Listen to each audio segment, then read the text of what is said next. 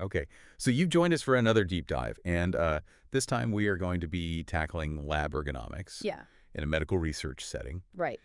specifically at Mahidol University. Mm-hmm. Um, and we have a really interesting set of materials you sent over from official regulations and detailed risk assessments, Yes, all the way to like on-the-ground site visit notes. that's right. Um, Yeah, and our mission in this deep dive is to really extract the key insights for you from all of this.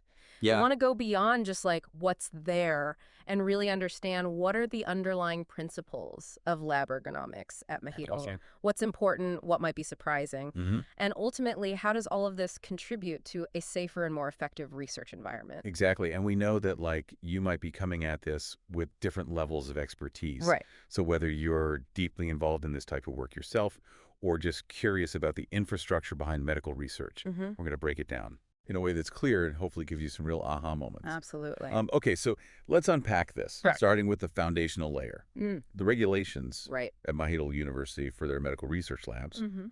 Um, and our sources point us to slide 2, a website, top.mahidol.ac.v/ira/ Mm-hmm. right away, the role as principal investigator jumps out. Yes.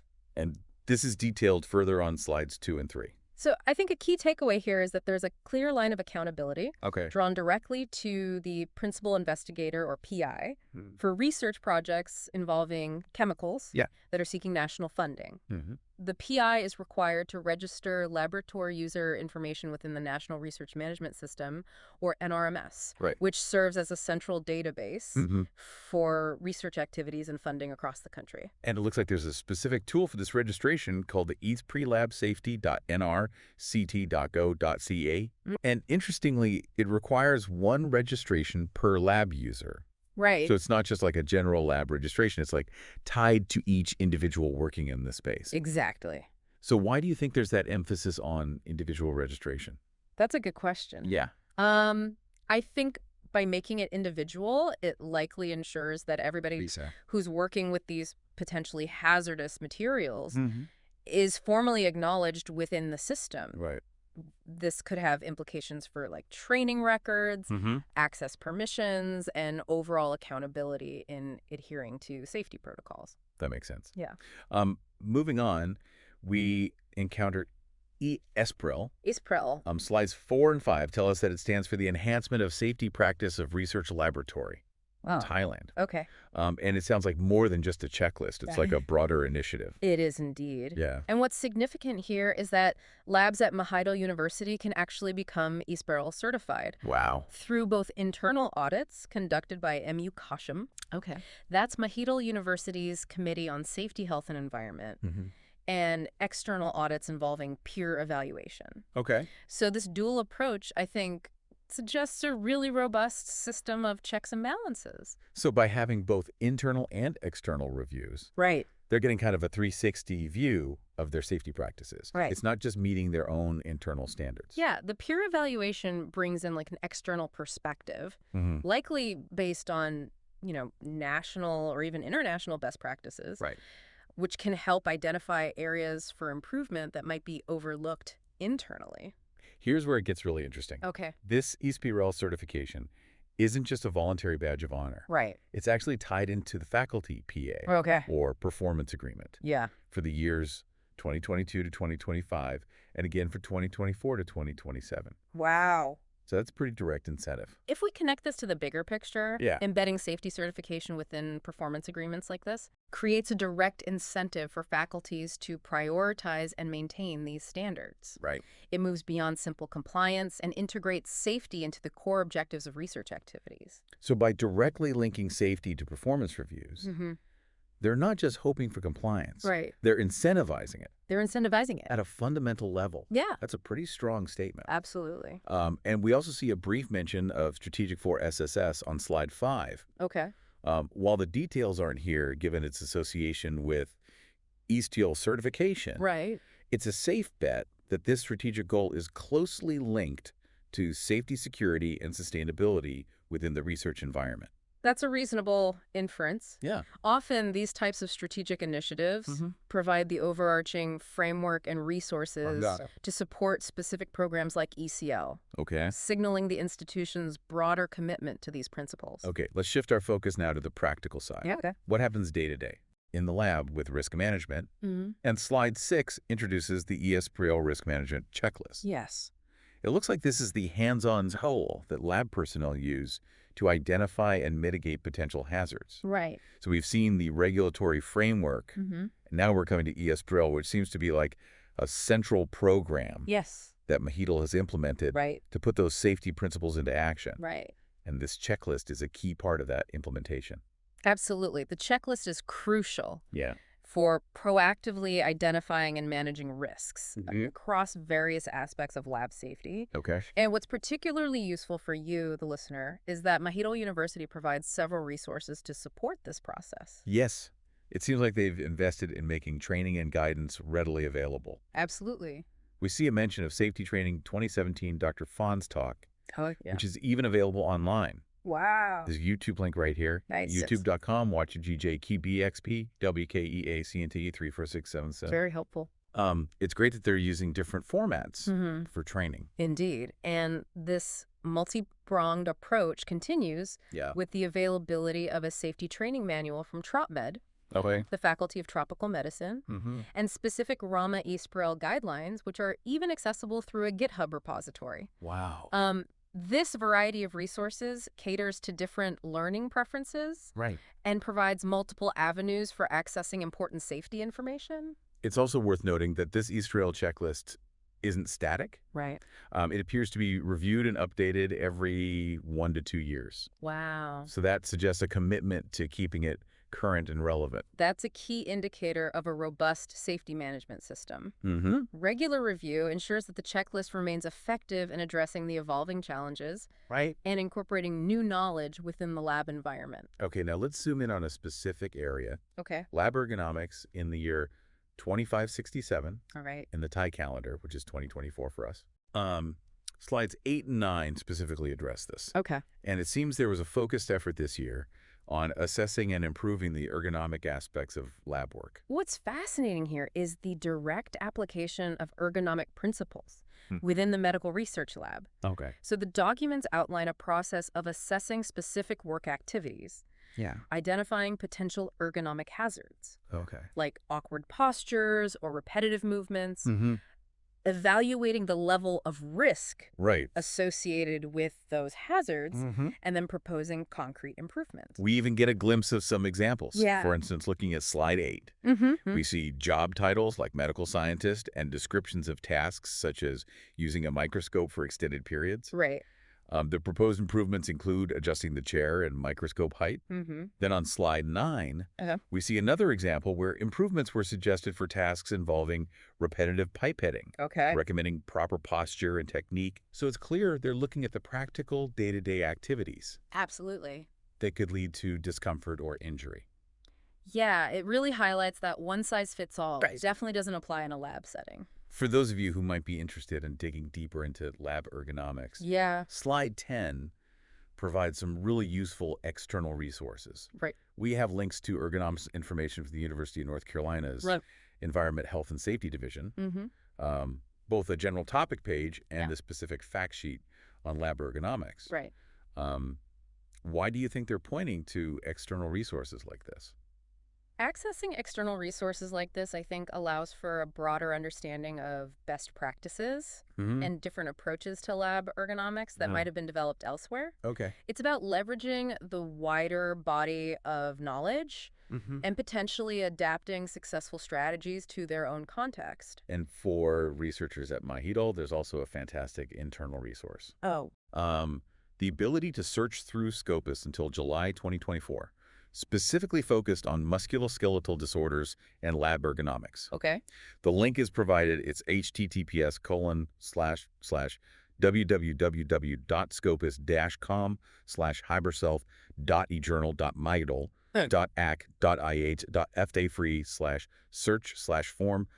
https://www.scopus-com/hyberself.ih.ach.display =basic #Scopus-II. That's great. That's a goldmine of research. It is, right at their fingertips. Access to databases like this is crucial for staying informed about the latest research findings Right. and applying evidence-based ergonomic interventions in the lab. Okay. It allows researchers to not only implement best practices, but also potentially contribute to the field themselves. Now let's talk about a real-world application of all this. Okay. A site visit to the RC lab. Right. Slides 11 and 12 give us some interesting insights into how they're approaching ergonomics on the ground. Mm-hmm. It seems that their previous training in 2017 relied on images and videos. Okay. Which is a good starting point. Yeah. But the 2024 visit took a much more hands-on approach. With a special internal trainer. That's great. So what's the value of that shift to hands-on training? The shift towards hands-on experience, I think, is significant. Okay. While visual aids can illustrate concepts, practical engagement allows for a more direct identification of potential issues in real time, and the development of tailored solutions within the actual work environment. Okay. So the goal here was clearly to get a better understanding of potential musculoskeletal injuries by observing real tasks being performed and getting that direct feedback. We also get some demographic information about the lab personnel involved. Okay. Their ages range from around 26 to 59. Gotcha. Weights from about 40 to over 100 kilograms, and heights from 155 to 170 centimeters. This range really underscores the need for adaptable ergonomic solutions. Understanding the anthropometrics, the physical dimensions and proportions of the lab personnel is fundamental to effective ergonomics. Right. Solutions need to be adjustable and adaptable to accommodate the varying body sizes and shapes of the individuals using the equipment and workstations. The site visit involved observing a variety of common lab tasks. Okay. Bench work in the BSL-2 area using different pipettes with repetitive motions, sterile techniques in BSC-2 cabinets, using centrifuges carrying chemical reagents, and even working with liquid nitrogen. Wow.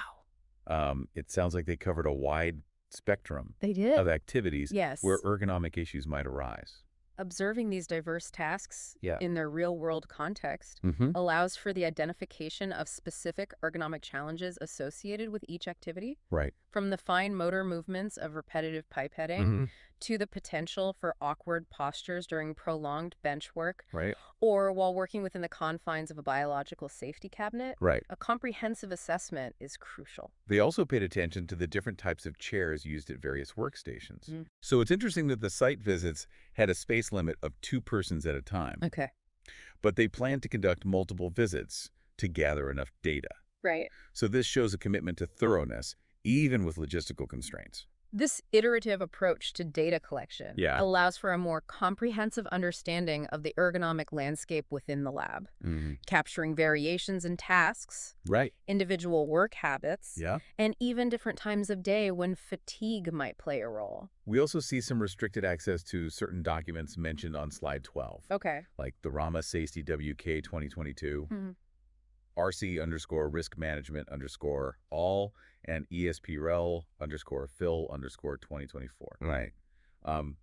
While we can't see the specifics, it's clear these contain important internal information related to safety and risk management that inform this site visit. Access restrictions are common for internal documents that may contain sensitive or preliminary information. However, their mention underscores the existence of a more detailed body of knowledge, underpinning the ergonomic initiatives, and suggests a structured approach to internal documentation. Now let's move on to some of the questions and concerns that were raised, outlined on slides 13 through 15. Right. These really give us a sense of the practical challenges and ongoing dialogues around lab safety. One of the initial queries was about any baseline injuries related to lab ergonomics among RAMA employees, and whether there's a long-term plan for prevention, protection, and even treatment. Right. So that seems like a fundamental question. It is a critical question. Yeah. Understanding the existing prevalence of ergonomic-related discomfort or injuries is essential for establishing effective preventative measures. Right. And for providing appropriate support systems for employees who may be experiencing these issues. A proactive approach to addressing these concerns demonstrates a real commitment to employee well-being. There was also a question about any report from a previous site visit and the possibility of including it in their ESPREL documentation. Right. It even references a specific share slide from July 15th, 2024, and an issue report from July 19th, 2024. This suggests a desire for continuity and for building upon past assessments. Yeah. Which seems like a smart way to improve over time. Leveraging past reports and incorporating them into the eSPREL documentation ensures a more comprehensive and longitudinal understanding of ergonomic risks and the effectiveness of implemented interventions. Right. It promotes a culture of learning and continuous improvement, preventing the need to reinvent the wheel with each assessment. Another significant point raised was that they only had a quality development specialist. Okay. Mr. Wachara, who had resigned. Right. And this led to the question of whether a certified safety officer is necessary for the lab. Interesting. So this really highlights the importance of dedicated expertise in safety matters. So in practical terms, what's the difference between a quality development specialist and a certified safety officer in this context? Well, there might be some overlap in their focus on improvement and adherence to standards. A certified safety officer typically has specific qualifications and expertise in occupational safety and health regulations. They would likely be more focused on identifying and mitigating hazards, conducting safety training, and ensuring compliance with legal requirements. Which might be a narrower but deeper focus than a quality development specialist. The question of necessity reflects a recognition of this specialized expertise. They also see a very specific example on slide 15 regarding adjustments to a pipette workstation. That apparently cannot be applied in practical terms. Interesting. So this really brings to light the challenges of translating theoretical ergonomic solutions into real-world lab settings. Yeah, sometimes what looks good on paper just doesn't work with the existing equipment or workflows. And that kind of raises a question for me, like, were there any insights into why the proposed changes weren't practical? Or cost or workflow disruption or something else? Unfortunately, the source material doesn't specify the exact reasons why those adjustments were deemed impractical. However, this is a common challenge in ergonomics. Solutions need to be not only theoretically sound, but also feasible within the specific constraints of the work environment, considering factors like cost, available space, existing equipment, and the impact on established workflows. Feedback from lab personnel about the practicality of proposed adjustments is absolutely essential for successful implementation. Let's switch gears slightly and look at some extra information regarding the eye washer at Lab RC on slide 16. This is a critical safety feature. And it turns out they were testing for microbiological contaminants. Like Legionella and Acanthamoeba. Why are these specific microorganisms a concern in eye wash stations? So ensuring the safety of eye wash stations is paramount. In a lab environment where exposure to hazardous substances is possible. Stagnant water in these systems can unfortunately become breeding grounds for microorganisms like Legionella, which can cause a type of pneumonia, and Acanthamoeba, which can lead to serious eye infections. Oh my gosh. So regular testing is really vital. And the findings were quite interesting. In one instance, both were positive. In another, only Acanthamoeba was detected. And in a third, neither was found. So this variability really underscores the need for consistent monitoring and maintenance. The fluctuating results really highlight the dynamic nature of microbial contamination in water systems. Factors like water flow, temp, and the frequency of use can all influence microbial growth.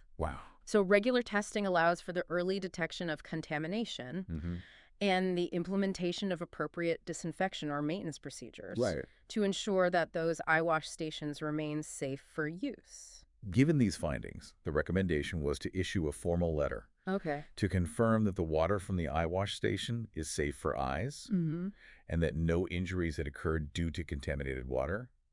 So this proactive communication seems really important for maintaining trust and transparency within the lab. Absolutely. Transparency and clear communication about potential safety concerns, even when the risk is being addressed, are essential for building trust and maintaining a strong safety culture within the lab.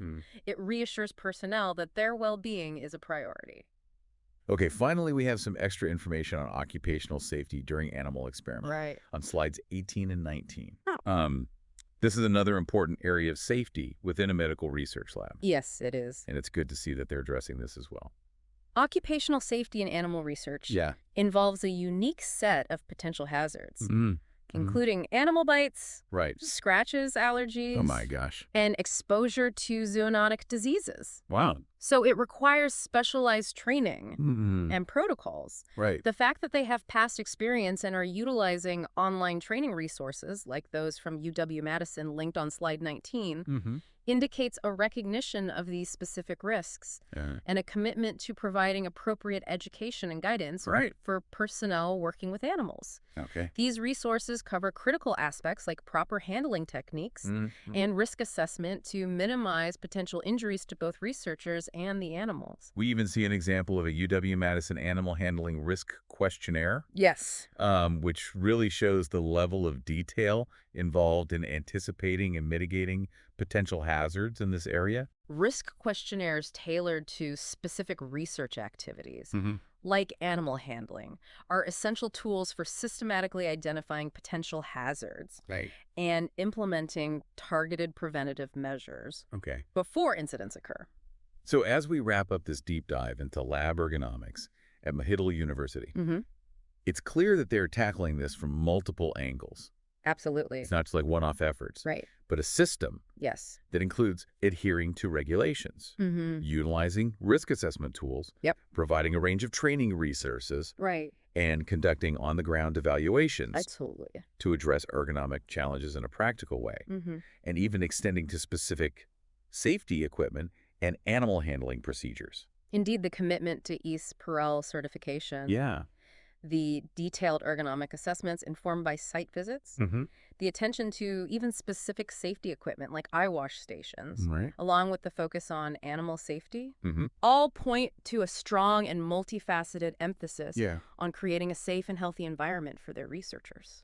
So, considering all the various aspects of lab ergonomics and safety that we've explored, from the regulatory frameworks and risk management checklists to the practical challenges highlighted during the RC lab site visit, the concerns raised by lab personnel, the extra considerations for animal experiments.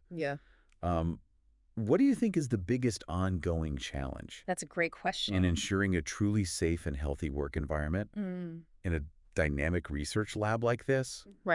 And what innovative solutions might help address it? That's a tough one. It really makes you think. It does. About how to best balance the need for rigorous safety protocols with the practical realities of cutting-edge research. Absolutely. You know, and we would love to hear your thoughts on that. Yes. So let us know.